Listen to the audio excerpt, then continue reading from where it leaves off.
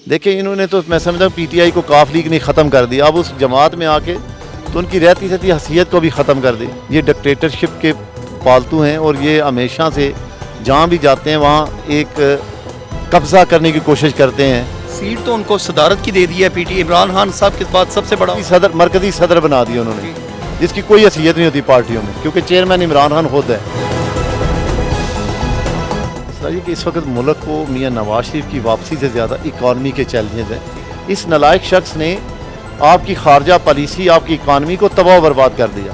مہنگائی کا یہ طوفان انشاءاللہ ہم خود دیکھیں، میں بھی اس میں شکار ہوں، یہ تو نہیں کہ میں اس مہنگائی میں پس نہیں رہا، ہم سب سفر کر رہے ہیں، لیکن یقین جانیے کہ عرفان، اگر میں سمجھتا کہ میری پارٹی کی نالائقی ہے تو میں کب کا یہ اپنی پارٹی کے سامنے کھڑا ہو جاتا۔ یہ میں نے سمجھتا کہ ایک ایسا نالائق شخص کا گند ہے جو ہم تمام سیاسی جماعتوں کے جھولی میں پڑ گیا ہے، کہ عمران کا بیانیہ ہے ہی کوئی نہیں، وہ تو ایک بطونی شخص ہے جو ہر وقت چاہتا ہے کہ اسے فیس بک پہ بٹھا دیا جائے اور وہ سوشل میڈیا پہ اپنی تقریریں کرتا رہے۔ اس وقت میں موجود ہوں ڈیرہ کوٹلہ پر، میرے ساتھ موجود ہے رہنما پاکستان مسلم لیگ نون چودھری عابد رضا کوٹلہ۔ السلام علیکم سر۔ وعلیکم السلام۔ کہ الیکشن ہوتے ہوئے آپ کو نظر آ رہی ہیں؟ دیکھیے جی، مجھے تو نہیں نظر آ رہا، کیونکہ یہ ممکن نہیں کہ آپ صوبے کے الیکشن الگ کروائیں اور مرکز کے الیکشن الگ کروائیں، ٹھیک ہے، تو یہ بہت بڑی مستقبل میں قانونی پیچیدگیاں آ جائیں گی، لیکن میرا خیال ہے کہ الیکشن اکٹھے ہی ہونے چاہیے صوبے اور مرکز کے۔ اور دوسرا، ایک شخص کی خواہش پہ اسمبلیاں کوئی توڑ دے تو اس کا یہ مطلب وہ جب چاہے الیکشن کروا دیں، جب وہ چاہے اسمبلی توڑ دے، تو الیکشن کو میں سمجھتا ہوں اپنی مدت پوری کر کے 5 سال میں، تو 8 اکتوبر ہے اسی ڈیٹ پہ الیکشن ہونا چاہیے۔ آپ کا حلقہ جو ہے وہ بھی حیران پریشان ہے، حیران زیادہ ہے کہ آپ نیشنل اسمبلی کی سیٹ کے ہوتے ہوئے صوبائی اسمبلی پہ کیوں الیکشن لڑ رہے تھے، اس کی حکمت اور وجہ کیا ہے؟ دیکھیں اس کی کوئی خاص وجہ تو نہیں ہے، میں یہ سمجھتا تھا کہ صوبے میں بھی آپ کو، کیونکہ میں تو پہلے بھی کاغذ جمع کرواتا رہا ہوں صوبے میں، اچھا، تو میں نے تو صوبے میں کاغذ جمع کروائے تھے کہ اگر ارلی ایسے الیکشن ہوگا تو پھر میں شاید صوبے میں بھی پارٹیسپیٹ کروں گا۔ دیکھیں، جو آپ ایک نیشنل پارٹی کے ممبر ہیں، آپ کی پارٹی پاکستان کی سب سے بڑی پارٹی ہے، تو جو آپ کی پارٹی آپ کو رائے دیتی ہے تو آپ بعض دفعہ آپ کی پارٹی کی رائے کو بھی فالو کرتے ہیں۔ آپ کے سیاسی مخالفین جو ہیں وہ کاف لیگ کو چھوڑ کے پی ٹی آئی میں ضم ہو گیا، کیا یہ مسلم لیگ نون کے لیے کوئی ٹف ٹائم دیں گے یا اس سے کوئی نہیں، انشاءاللہ اس سے مسلم لیگ زیادہ مضبوط اور کامیاب ہوگی گجرات میں جی۔ اچھا، دیکھیں انہوں نے تو میں سمجھتا ہوں پی ٹی آئی کو کاف لیگ نے ختم کر دیا، اب اس جماعت میں آ کے تو ان کی رہتی سہتی حیثیت کو بھی ختم کر دی۔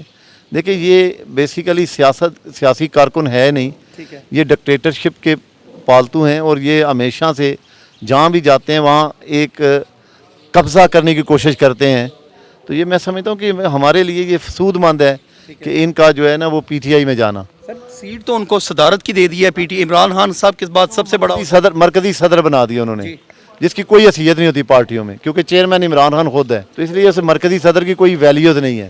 مسلم لیگ نون کے جو موسٹلی قیادت اور لوگ کہتے ہیں کہ جب تک میاں صاحب نہیں آتے الیکشن کا مزہ نہیں آئے گا، وہ آئیں گے تو الیکشن ہوگا، کیا یہ پاسبل ہے کہ وہ جو آپ ڈیٹ کہہ رہے ہیں الیکشن کی اس میں میاں نواز شریف صاحب پاکستان آ جائیں؟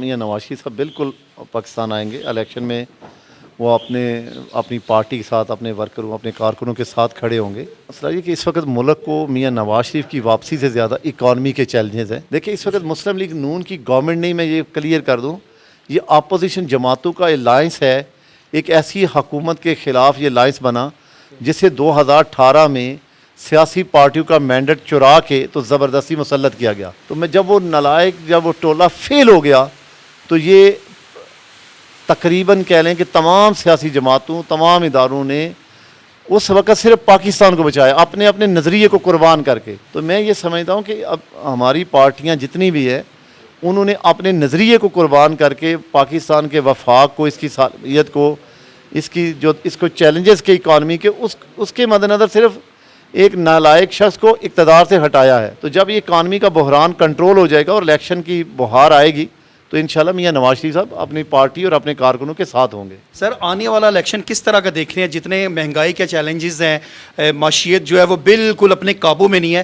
اگر مقررہ مدت پر الیکشن ہوتے ہیں جو کہ پی ڈی ایم بھی چاہتی ہے، آپ کی جماعت بھی چاہتی ہے، تو کیا سمجھتے ہیں کہ کچھ ملکی حالات بہتر ہو گئے ہوں گے؟ دیکھیں 13 میں جب ہم آئے تھے تو وہاں اس وقت بھی معاشی چیلنجز بہت زیادہ تھے۔ ٹھیک ہے، آپ کو پتہ ہوگا کہ 18 گھنٹے لوڈ شیڈنگ 20 گھنٹے ہوتی تھی اور دہشت گردی عروج پہ تھی، تو میں یہ سمجھتا ہوں کہ مسلم لیگ نون نے اس وقت بھی اپنی لائلٹی، اپنی قابلیت کے ساتھ، اپنی بہترین معاشی پالیسیوں کے ساتھ پاکستان کے تمام بحرانوں پہ کنٹرول کیا اور اکانومی کو بہتر پوزیشن میں لے کے آئے. ہم نے جب دیکھے 18 میں جب ہم سے پاکستان واپس لیا گیا تو اس وقت پاکستان الحمدللہ اکانومی کے اعتبار سے دنیا کے بہترین ممالک میں کھڑا ہو چکا تھا. آپ کے ڈالر جو ہے وہ 100 روپے پہ کھڑا تھا.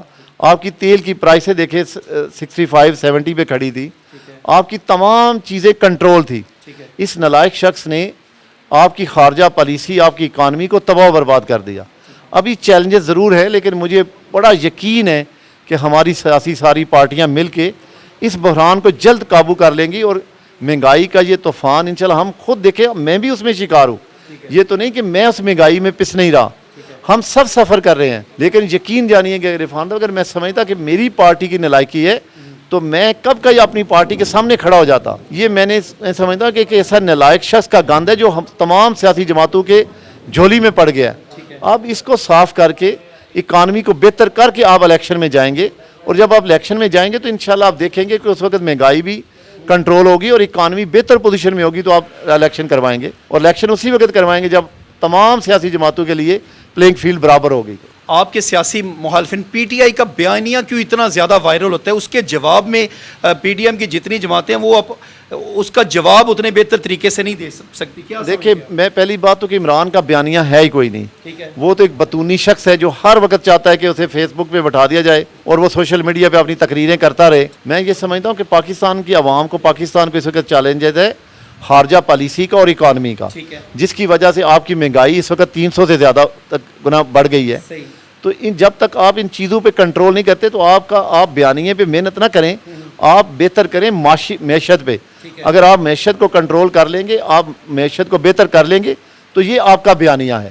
آپ کا بیانیہ ہی یہ ہے کہ آپ پاکستانی عوام کی ترجمانی کرتے ہوئے انہیں مہنگائی کے اس دلدل سے باہر نکالیں. نگران گورنمنٹ کا تو ایک کام ہوتا ہے کہ 90 دن کے ذریعے فرنٹ اینڈ فیئر الیکشن کرانا. کسی بھی جماعت کا وہ حصہ نہیں ہوتی، لیکن رات سے پکڑ دکڑ جاری ہے پی ٹی آئی کے لوگوں کی، جتنے بھی ان کے قائدین ہیں، اور کنٹینر رات کو روکے جا رہے ہیں. یہ کیا وجہ ہے؟ دیکھیں، یہ بات ٹھیک ہے کہ ٹیرم جو گورنمنٹ ہوتی ہے اس کا ایک اپنا مینڈیٹ ہوتا ہے، لیکن کوئی بھی جب سیاسی جماعت کو اس ٹیرم گورنمنٹ کے خلاف کوئی ایسے اقدام کرے گی جو اسٹیٹ کے لیے چیلنجز بن جائے تو اس پہ پھر ان کا کنٹرول کرنا، یہ تو وہ گورنمنٹ چاہے 3 مہینے کی ہو یا 6 مہینے کی ہو، یہ اس کا استحقاق ہے کہ وہ ملک کے اندر گورننس کو بہتر کرے اور الیکشن کے لیے فضا کو سازگار بنائے. یہ تھے میرے ساتھ چودھری عابد رضا کوٹلا.